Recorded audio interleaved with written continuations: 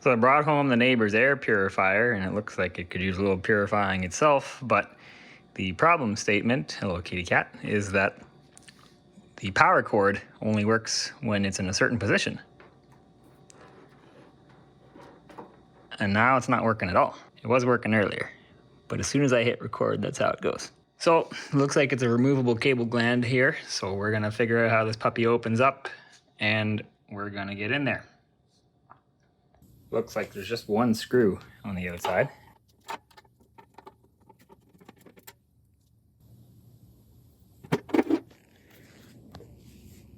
Pretty sparse inside. I was hoping that would get us some easier access to down below.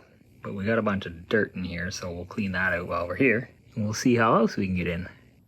I was trying to figure out why there were no screws on the bottom, and it turns out there are. They were just installed by a genius who, I don't know what he did, but they're not in too good. So he had duct tape over them, and that's why I didn't see them at first. This one's missing. Yeah, either not the right screw or the holes are wallered out. The screw on the top is black, so I'm guessing this is just the wrong screw. So, huge filter.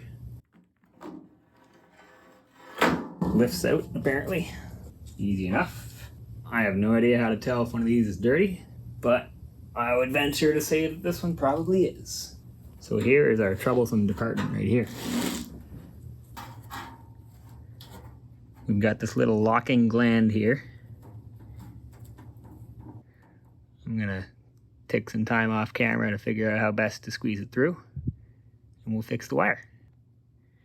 So there are some tabs on either side here that have to get pinched in so you can push this through. So I just pinched them with the vice grips and I pushed towards the outside.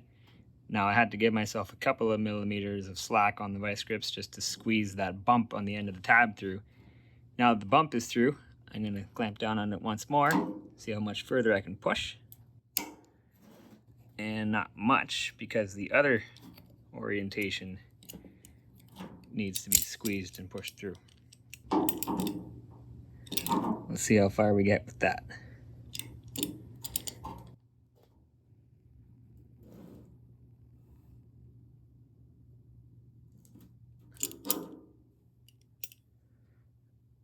Now let's try pulling on it.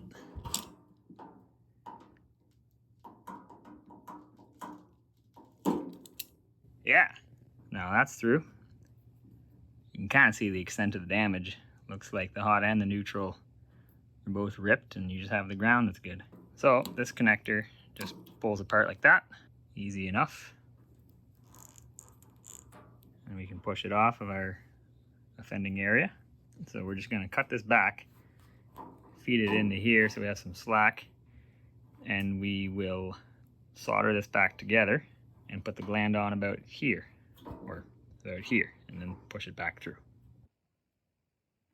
Chomp. And on this side, and on this side, throw that in the garbage, and we can get to stripping these back. I'm curious to see what these do. Nothing.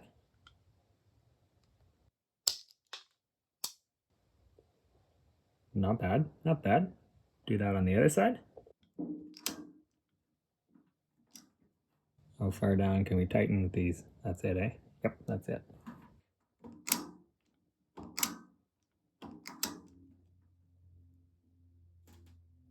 There. Sometimes you have to hold back on that part because the teeth aren't holding back hard enough. So we know we're not going to mix up our hot and our neutral because one side of this wire is marked. I'm going to use the other side to demonstrate. A little easier for the camera. This is all black here, but if you flip it over, you can very faintly, probably on the camera, see all the markings on just this one side. So first, let's stick our gland on there and stick a bunch of this through, and then start working on it.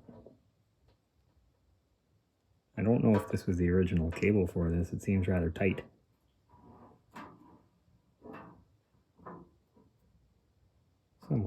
wire is happy.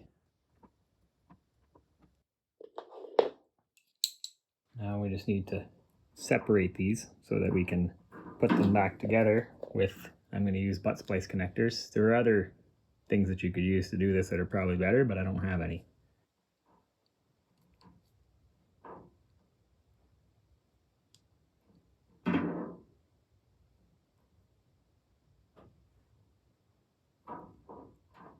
I just have to get this back far enough that I can get my crimpers onto every individual one.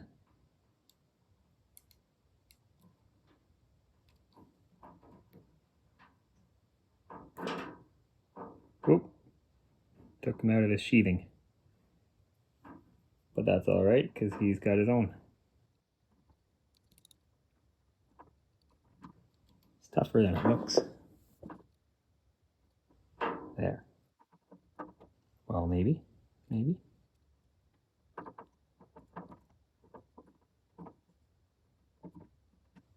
Well, that didn't come out as cleanly as I would have liked. But that's going to go together just fine. Now I got to cut these back.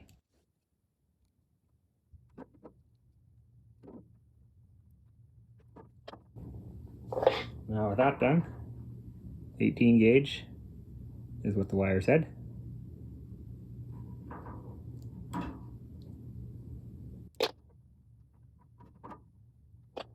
And I stripped these kind of extra long just in case that's what the butt splice connectors wanted, but we'll see how they go in. Got the crimpers, so let's do the marked side. That's this far side here and this side. So I could also solder these and heat shrink them, but my good soldering station is upstairs. There's one hair. I don't know if you can tell from the video, but I want that perfect. And these red butt splices are good for, I think, gauges 18 to 22. We need a bit more twisty on this side. There, now let's see how our fit is. All of these can make it once I splice this together, so that's good. Just have to hold it in so it doesn't sneak out. Like that. It's a rather precarious holding.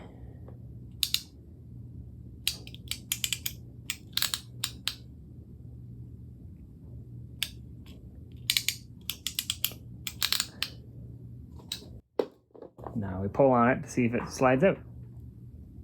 We are good. So we're going to heat shrink all those at the end. But let's just get everything mechanically together first.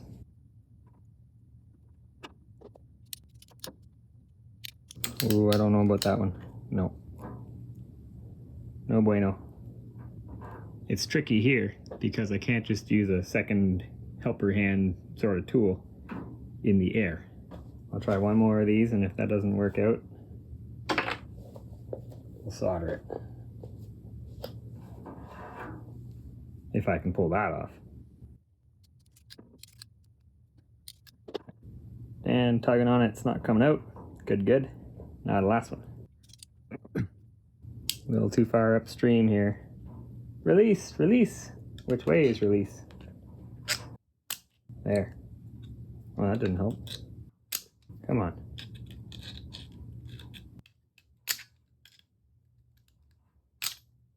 Not my favorite mechanism. Love the concept. Yeah, that ate some copper. We're going through a lot of these plugs. That goes in. This one's all lumpy. That goes in. Now we don't screw up. Get the position just right. That looked good. And that just came out. Better it comes out here than at the neighbors. The other side's not releasing, so got it half right. Got it. So I'm done with throwing those out. I'm almost out of them. We're gonna see how soldering goes. How much of this can I use? Maybe. Slide that over. Okay. Now Now I've got to tin both the wires. We are using this very cheap soldering iron from AliExpress. It was 40 bucks Canadian for 100 watts, 110 watts.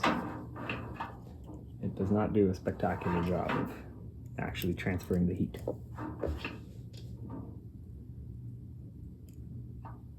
Will it even get the solder going? Pathetic. We'll be back. All right, I used some tip tinner on there and got it going again, so let's do the other side. It's right in my face, in my fume cleaner, carbon filter, charcoal activated filters in my room upstairs. Fun. So let's join these together. As difficult as that is going to prove to be. See why I didn't want to do this with something hot in the way? Okay. If we can get enough miltation right there. With the Heiko, that'd be no problem, but that's a gross solder joint. That's as good as it's gonna get with this iron, I think. Now, if this was a higher current load, I'd be a lot more worried about that. But it's maybe 120 watts. What does the nameplate say? 115 watts. That amount of contact area, that'll be okay. Now we slide our heat shrink over it, and we hope it's long enough. And it just is. And we take our heat gun.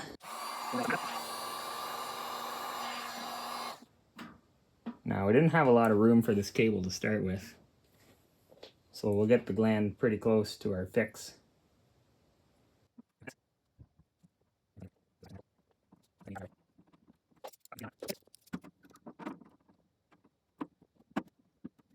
I'm sure in the factory there's a jig for this.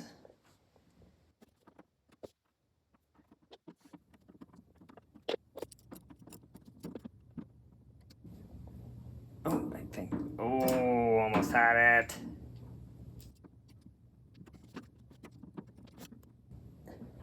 I'm gonna stop filming, this is gonna take forever.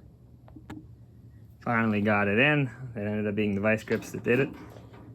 So here we are in, let's plug it in and test it.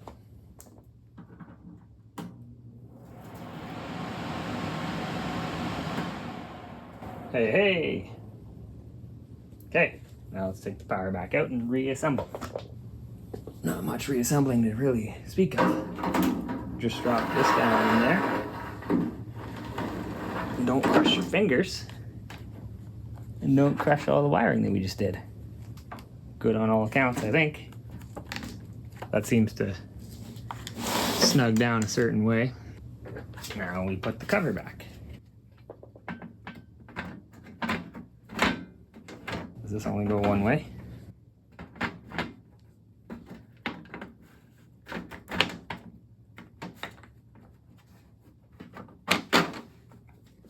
Oh, it's gonna be one of these kind of days, eh? Haha. Got them. Alright, now their screws didn't really fit. Let's see if we have anything better. These came off a dehumidifier. The hole looks a little big.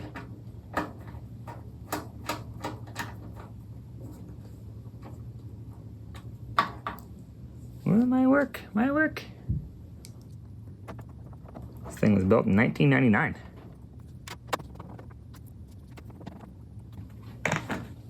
Alright, and if I pick it up by the wheels, the lid doesn't come flying off. So, I'd say we have a fix. I'm gonna call it there.